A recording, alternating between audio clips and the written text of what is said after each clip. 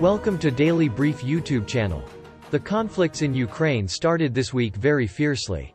Russia has advanced in southern Ukraine since its invasion 12 days ago, capturing the city of Kherson and shelling the port of Mariupol, but Odessa, Kyiv, Mykolaiv and Kharkiv have so far been largely spared by strong resistance. Russian forces increased their bombardment of Mariupol, Chernihiv, Mykolaiv and Kharkiv this morning. However, Russian commanders have not advanced significantly on the front line since the city of Kherson and the nuclear power plant at Zaporizhzhia were captured last week, and Ukrainian forces have been able to retake many areas. Today, the third round of negotiations between Ukraine and Russia did not yield any concrete results.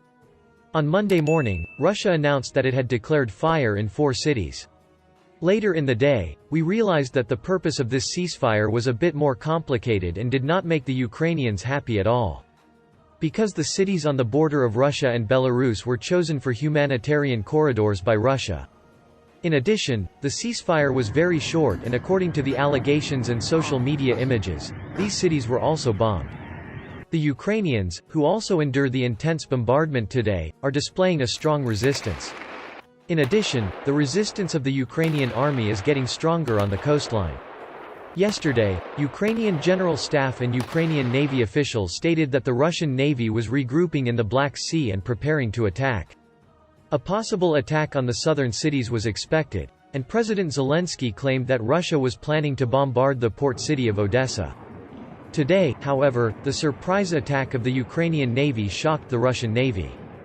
According to the Ukrainian Navy, Ukrainian forces, continuing to protect the port of Odessa from invading troops, struck a Russian warship.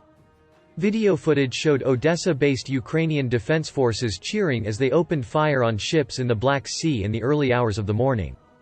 It was said that the Russian ship Vasily Bykov was shot down in the Black Sea one night. In Odessa, videos were released showing the Ukrainian defense forces firing from ships. The Black Sea was shaken by these images. According to Serhiy Brachuk, spokesman of the operational headquarters of the Regional Military Administration, in Odessa, the Ukrainian armed forces struck a Russian Navy warship in the Black Sea. "We will destroy the enemy. -1 enemy warship. The enemy has suffered losses. Well done guys. Glory to the armed forces," said Brachuk. The operational headquarters gave no details about the attack on the enemy warship. The apparent offensive was another setback for Vladimir Putin as the capital of Kiev entered its 12th day of occupation while still fighting against invading troops. There's no confirmation yet if it's a patrol ship or a rocket boat, but it's definitely a minus ship, Brachuk said. Later, the Ukrainian Navy said on Monday that a Russian ship, said to be the patrol ship Vasily Bykov, was thought to have been shot down while Ukrainian forces were defending the country's largest port. The Vasily Bykov ship entered service in December 2018 and is mainly used for protection and monitoring. With a range of 6,000 miles and a maximum speed of 35 miles per hour, the project includes 22,160 patrol ships, 2 machine guns and 2 grenade launchers. A Russian warship, believed to be the patrol ship Vasily Bykov, is smoldering off the Ukrainian coast of Odessa after being hit overnight by forces defending the city. The Ukrainian Navy is apparently cheering after destroying the warship in Odessa. Nearly 1 million people live in Odessa, a cosmopolitan port on Ukraine's south coast with both Ukrainian and Russian speakers, and Bulgarian and Jewish minorities. The Ukrainian leader said in a video address, they are preparing to bombard Odessa. The Russians have always come to Odessa. In Odessa they always felt only warmth. Just sincerity. And now what? Bombs against Odessa? Artillery against Odessa? Missiles against Odessa? It will be a war crime. It will be a historic crime. It is widely seen that Russian forces have battled against Ukrainian military resistance and civil disobedience since their entry into the country 12 days ago. The Ukrainian armed forces claimed overnight to destroy some 30 Russian helicopters transported to the Chornobayvka airport near Kherson and retake the city of Chuhuiv near Kharkiv, killing 2 Russian commanders, Lieutenant Colonel Denis Glebov and Lieutenant Colonel Dmitry Safronov.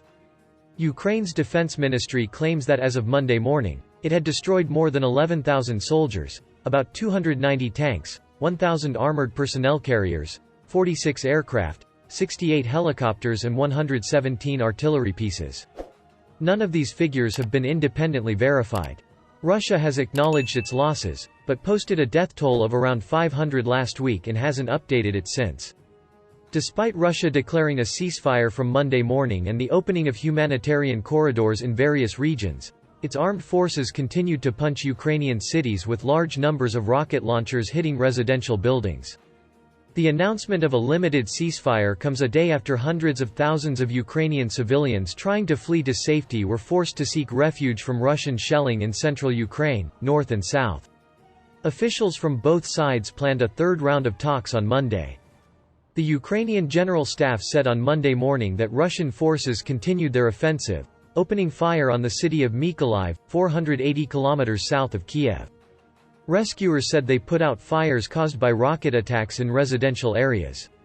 Shelling continued in Kiev's suburbs, including Irpin, whose electricity, water and heating had been cut off for 3 days. Russia continues to carry out rocket, bomb and artillery attacks on Ukrainian cities and settlements, the General Staff said.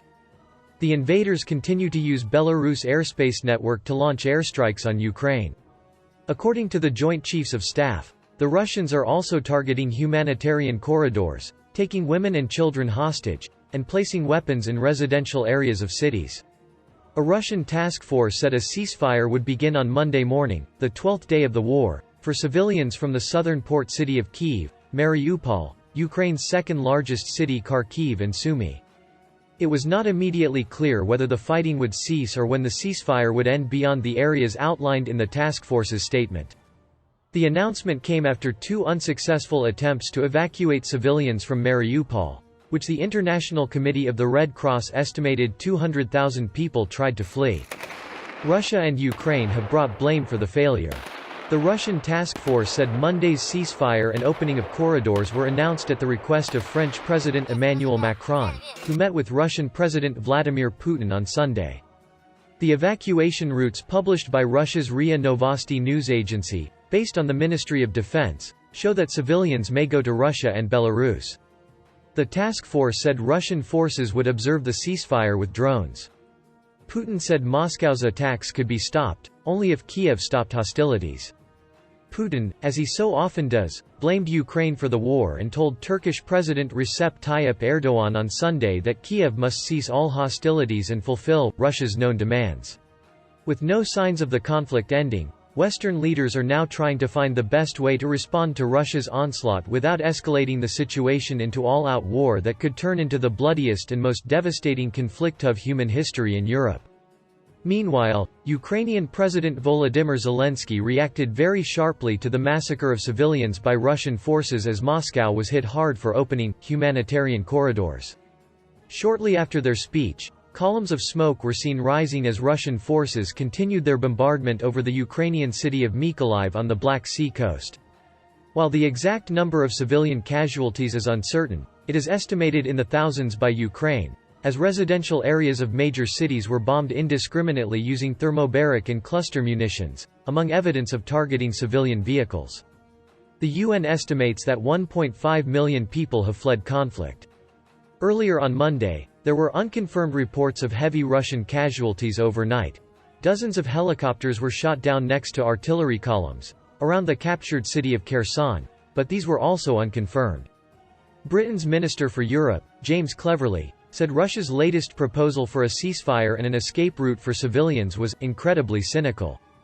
Evacuation routes published by Russia's RIA Novosti news agency showed that civilians in some areas could only travel to Russia and Belarus.